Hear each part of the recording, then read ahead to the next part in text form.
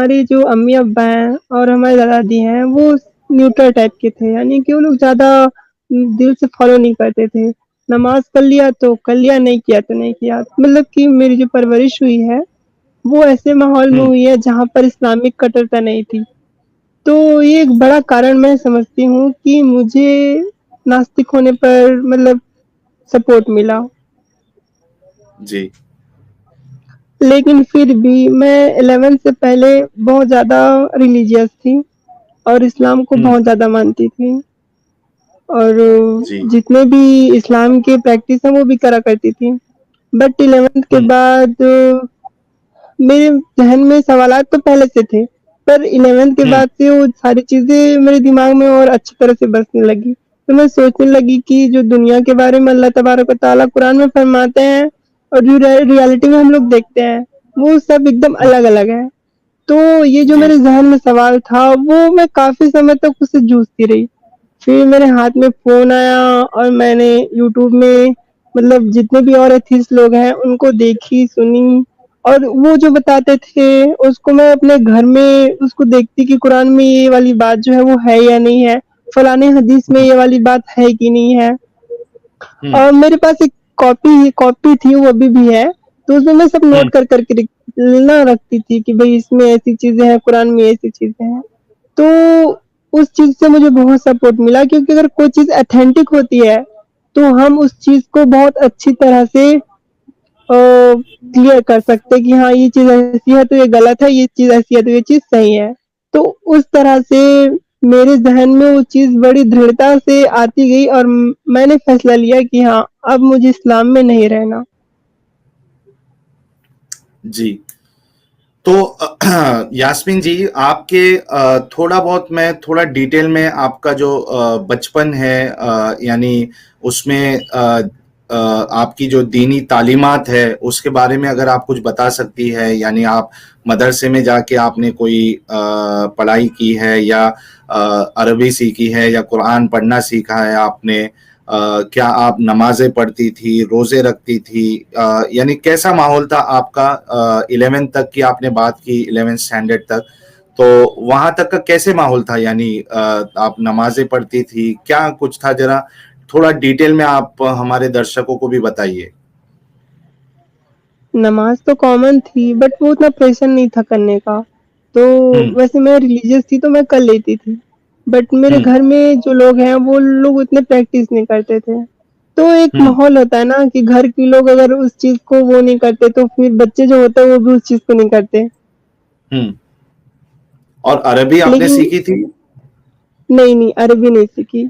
मुझे अच्छा। अरबी भी नहीं आती और उर्दू मैं थोड़ी-थोड़ी पढ़ लेती हूँ, वो भी ठीक से नहीं आता। हाँ, हम्म बाकी हिंदी बहुत अच्छी आती है। अच्छा हिंदी में मास्टर है आप एकदम। हाँ, मतलब समझ पढ़ लेती हूँ अच्छे से और मेरा तो चलिए। इंटरेस्ट भी हिंदी में बहुत अच्छे से था। जी ठीक है। तो दूसरा सवाल आपसे ये है यास्मीन जी कि आपने इस्लाम क्यों छोड़ा?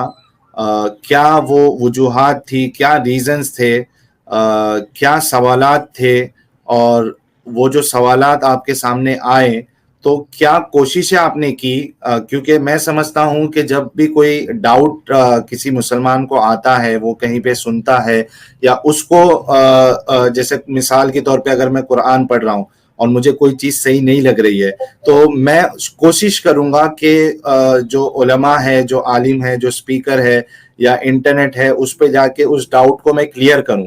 तो आपके साथ क्या कुछ मामला हुआ थोड़ा विस्तार में आप हमें समझाइए कि आपने इस्लाम क्यों छोड़ा। वो शुरुआती दिनों की बात थी। हम्म न्यूज़ पे उस समय एक वो चल रहा था मतलब कि एक एक तरह की लहर चल रही थी 3 तलाक को लेकर के। हम्म ये अभी-अभी बैन हुआ 3 तलाक करी ये हलाला वगैरह। तो इन चीज़ों ने और ये जो विज्ञान है, इन्होंने बहुत ही मदद किया मुझे इस दलदल से निकालने का।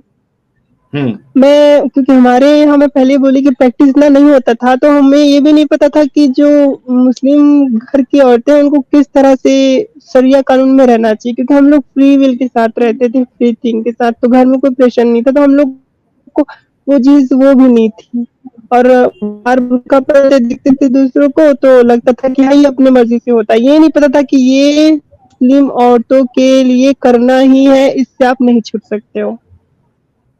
तो न्यूज़ देखी मैं, ऐसे न्यूज़ आते रहे। थोड़ा पहले जब कुछ देखते तो सोचते हाँ, पहला ऐसा है, छोटा-मोटा होता रहता है, दुनिया में ऐसी चीज़ें होती रहती है, ऐसे सोचते। और फिर ऐसा होता ही रहा, परिवार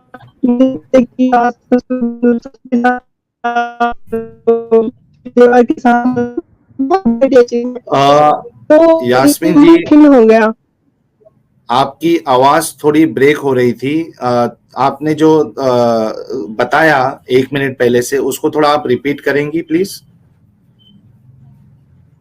हाँ, तो मैं ये कह रही थी कि जितनी भी घटनाएँ घटी थी, उससे मेरा मन खिन्न हो गया और मैंने सोचा कि ये जो हलाला है, वो पुराना है या नहीं है। तो मैंने इस चीज़ को जानने की कोशिश की, तो इसके में जो था, वो भी नसीबी था। तो कि भई ये क्या है? तो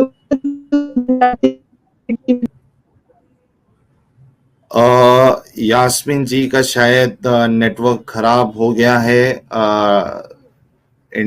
जैसे कि मैंने पहले ही बताया था कि वो ऐसे इलाके में रहती हैं जहाँ पे नेटवर्क का बहुत इशू है, और मैंने ये बताना मुनासिब समझा आप लोगों को। जी यास्मीन जी, आपका नेटवर्क शायद कुछ इशू हो गया था और आप डिस्कनेक्ट हो गई थी।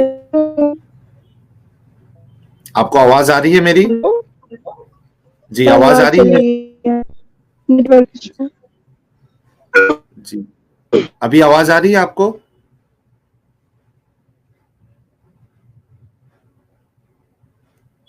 अनम्यूट कर लीजिए यास्मीन जी आप।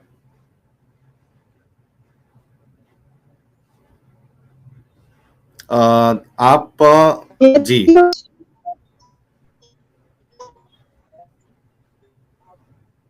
काम करते नहीं आई थी। नहीं, आपकी आवाज जो है वो ब्रेक हो रही है यास्मीन जी। आप विंडो के पास आ सकती है, या छत पर जाने का कोई ऑप्शन है आपके पास जहां पे नेटवर्क आपको कवरेज मिले?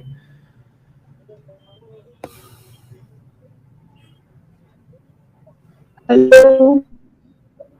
जी, आपकी आवाज ब्रेक हो रही है यास्मीन जी। हेलो। जी, हेलो। हेलो। जी यास्मीन जी बोलिए, आप कुछ बोल के देखिए।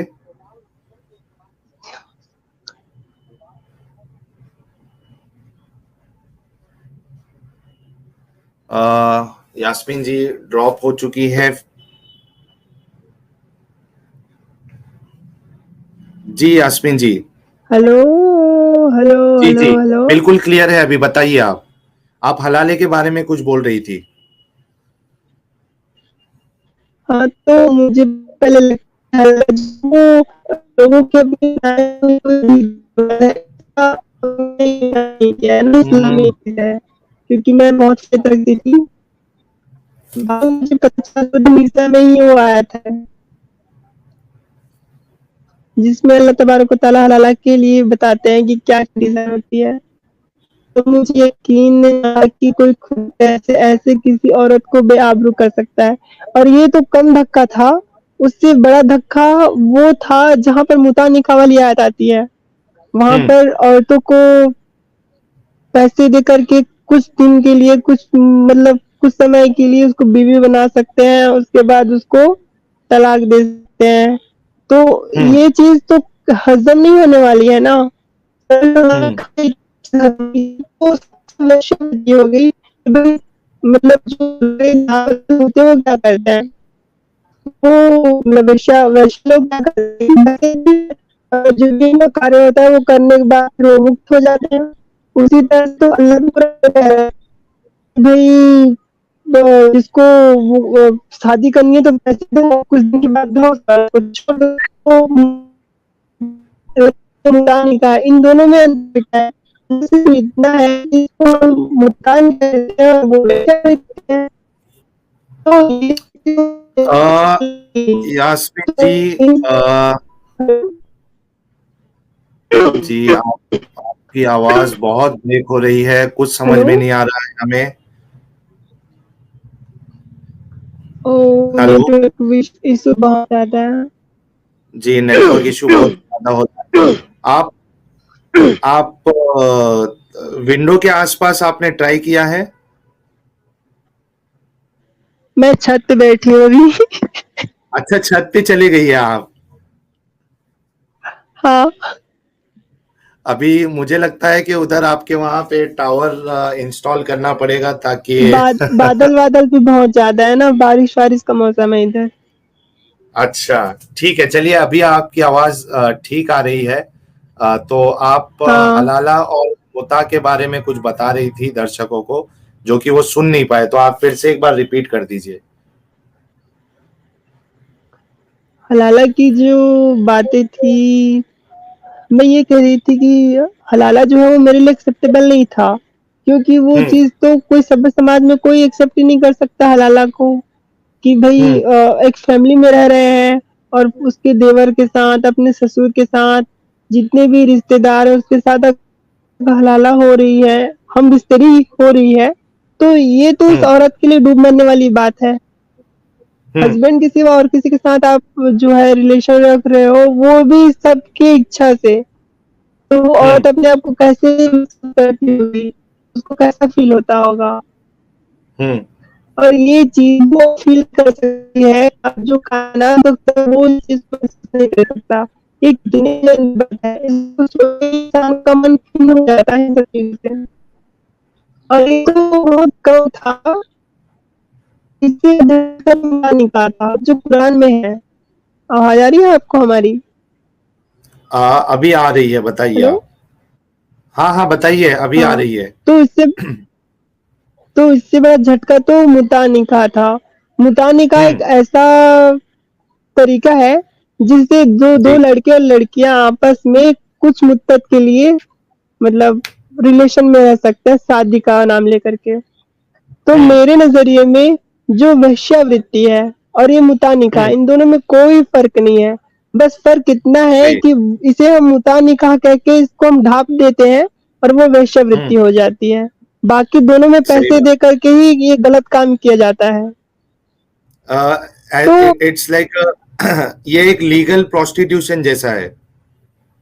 जी, जी, जी, एकदम वैसे ही, बहुत ही गलत। हुँ, जी, ठीक है। कंटिन्यू करिए आप।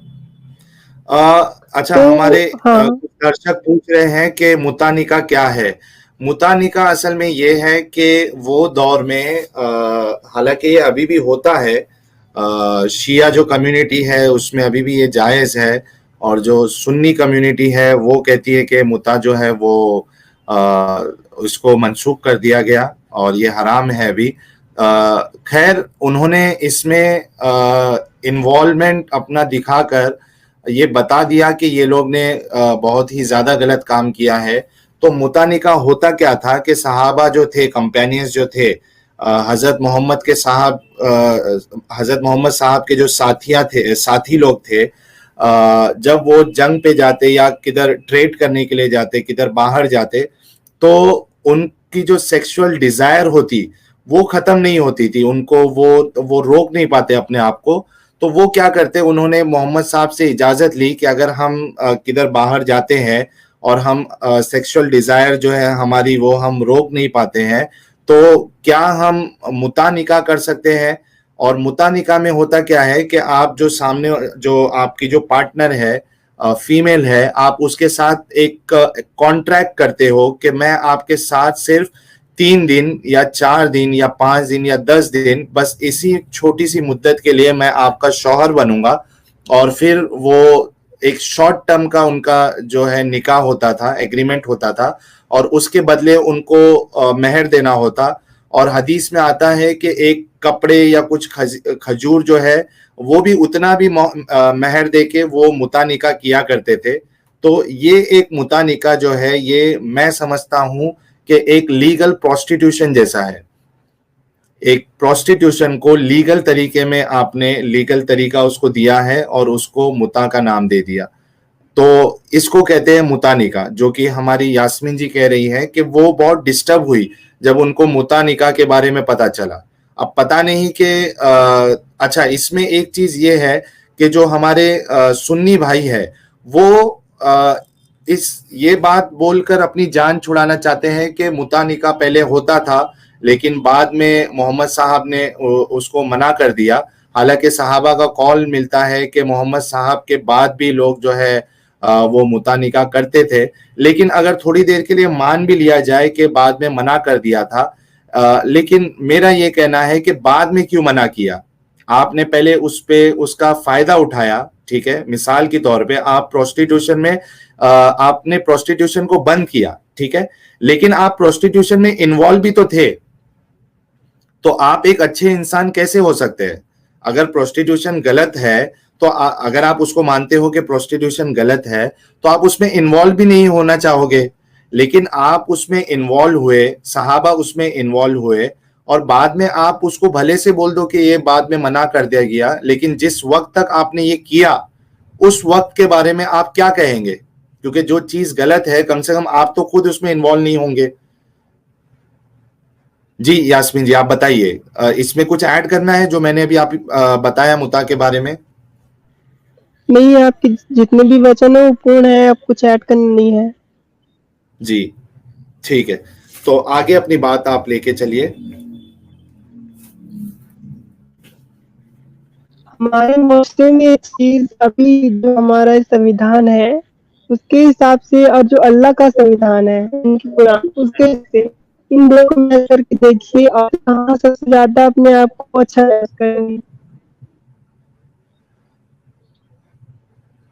अल्लाह के अगर संविधान में उनके कुरान के हिसाब से अगर औरतों को जुल्म हो जाए, तालिबान एक उदाहरण है कि तो कभी-कभी सोचती हूँ कि हम लोग भारत में पैदा नहीं हुए होते या फिर इस दुनिया में कोई दूसरा रिलीजन नहीं होता, सिर्फ इस्लाम ही होता, तो औरतें पता नहीं किस हद तक परेशान की जाती, किस हद तक उसका कोई सीमा पराकाष्ठा नहीं होती।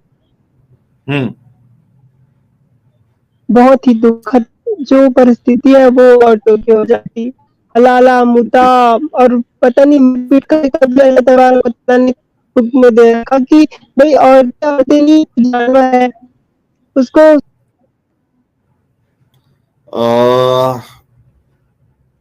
यास्मीन जी ड्रॉप हो गई है फिर से। क्या किया है और जी कुछ यास्मीन मुस्लिम जी, औरतें। आवाज आ रही है? हाँ आ रही है। जी हाँ, आप कुछ बता रही थी कि इंडिया का जो संविधान है भारत का, आप कुछ कंपेयर कर रही थी, शायद शरीयत से आप कंपेयर कर रही थी। एक बार रिपीट कर दीजिए क्योंकि आवाज आपकी क्लियर नहीं थी। मैं ये बोल रही थी कि जो मतलब भारत का संविधान है और जो अल्लाह तबारक का संविधान है शरीयत उसके हिसाब से चले तो दोनों में अगर हम लोग देखें तो हम अपने आप को ज्यादा खुश महसूस करेंगे हमारे भारत के संविधान में, क्योंकि वो हर तरह से जो अधिकार है वो उसको देता है, जबकि जो अल्लाह का संविधान है शरिया है वो इस तरह से बना हुआ है जो औरतों को एक तरह से नौकरानी बना देता है। नौकरानी छोड़ो, उसको तो किसी चीज का हुकूक ही नहीं होता है।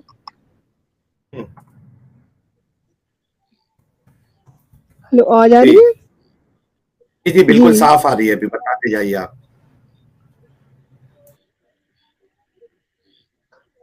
तो इस आधार से हम जब देखते हैं तो हमको पता चलता है कि इस्लाम ने औरतों को किस कदर झुका के रखा हुआ है। कोई भी जो मुस्लिम है वो अपनी पत्नी को पीट देता है और बोल देता है मेरे खुदा ने बोला इसलिए पीट दिया, क्योंकि कुरान में आयत है कि आप औरतों को पीट सकते हो, अपनी बीवी को पीट सकते हो, वो सर्कस है तो पीटो, वो टेढ़ी पसली से बनी है उससे सीधा नहीं हो सकती है। मतलब बहुत सारी ऐसी ऐसी चीजें हैं जो तो इस बात से बहुत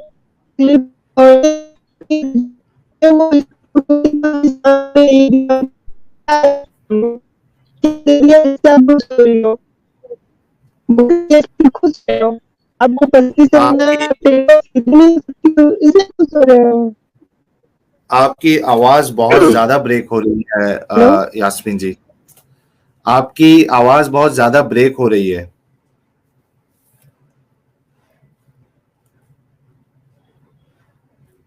हेलो, आवाज आ रही है यास्मीन जी आपकी? आपको आवाज आ रही है हमारी?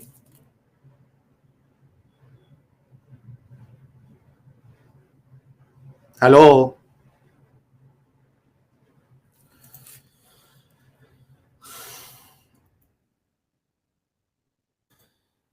अजीज सर कह रहे हैं वेरी बैड स्ट्रीम साहिल। एक्चुअली अजीज सर ये मेरे हाथ में बिल्कुल नहीं है।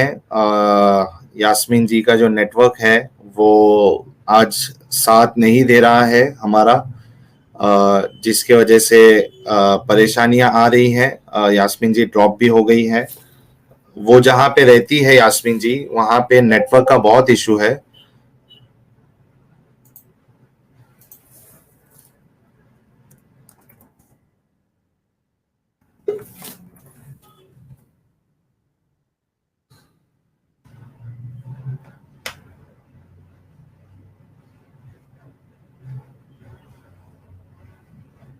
जी यास्मीन जी आवाज आ रही है आपको?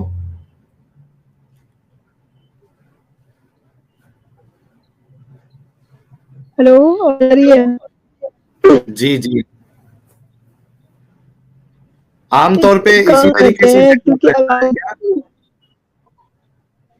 नहीं, नहीं, नहीं, ऐसा नहीं है, पता नहीं आज क्या हो गया है। हम्म। हम ठीक। आवाज आवाज आपकी अभी भी ब्रेक हो रही है। काम करें हम ना स्ट्रीम को आप वो कर दीजिए, ये आवाज बहुत वीक हो रही है, आपकी भी नहीं आ रही। अच्छा, अभी थोड़ी सी जी। सही हुई थी आपकी आवाज। हम्म। अ, च- जी यास्मीन जी, हम्म। अब बोलिए कुछ आप।